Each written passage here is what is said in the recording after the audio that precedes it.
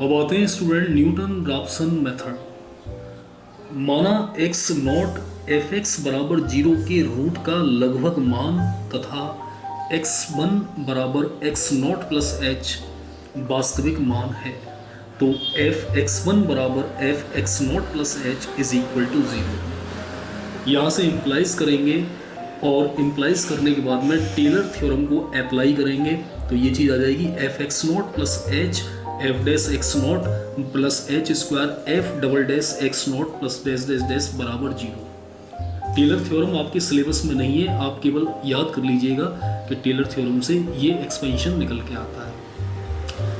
अब यहाँ पे क्या करेंगे, पहले और दूसरे टर्म को ही लेंगे, बाकी जो हायर टर्म है एच स्क्वायर एच क्यू उन सभी को नेग्लेक्ट कर दिया जाएगा। क्यों? क्योंकि एच का मान काफ़ी छोटा होता है और हायर और पावर्स को हम नेग्लेक्ट कर देते हैं। तो यहाँ से F x nought plus H F dash x not बराबर 0 और यहाँ से एच निकल के आएगा minus F x not upon F dash x not.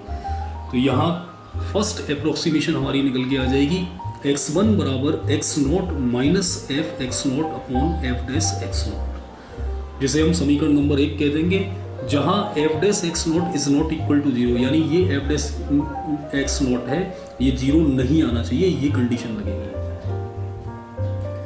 यह वैल्यू एक्स नॉट के कंपैरिजन में रूट के ज़्यादा नियरेस्ट है, तब इक्वेशन में एक्स नॉट की जगह x1 रखने पर हमें सेकंड अप्रोक्सीमेशन मिल जाता है। तो सेकंड अप्रोक्सीमेशन बराबर x2 is equal to x1 minus f x one upon F dash x1। यह मान x1 की तुलना में रूट के ज़्यादा नियरेस्ट है। प्रोसेसिंग को रिपीट करने पर n+1 रूट की वैल्यू मिलती है, अतः xn+1 बराबर xn minus F xn upon F dash xn। इसे न्यूटन राप्सन फॉर्मूला कहते हैं। This is known as Newton Raphson formula. Working rule, अब इसके आधार पे सवालों को कैसे निकालते हैं, तो उसका वर्किंग रूल है, स्टेप नंबर 1 में दो नंबर्स a और b को इस प्रकार चूज करते हैं F A dot F be less than 0, यानी वही a पर a जो होगी उस पर वैल्यू नेगेटिव आनी चाहिए, b जो होगी उस पर पॉजिटिव आनी चाहिए, जैसे आपने पिछले मेथड्स में किया है। अगर रूट a और b के बीच होगा, स्टेप 2 में एफ ए तथा एफ बी पर विचार करते हैं। Think about f a and f b. First f a 0 से ज़्यादा करीब है तो एक्स नॉट बराबर ए लेते हैं, एफ बी 0 से ज़्यादा करीब है तो एक्स नॉट बराबर बी लेते हैं। जो 0 के ज़्यादा करीब होता है उसी को लेते हैं एक्स नॉट के बराबर। Clear? Step 3 Newton Raphson formula x1 बराबर x not minus F x not upon F dash x naught का यूज करते हैं।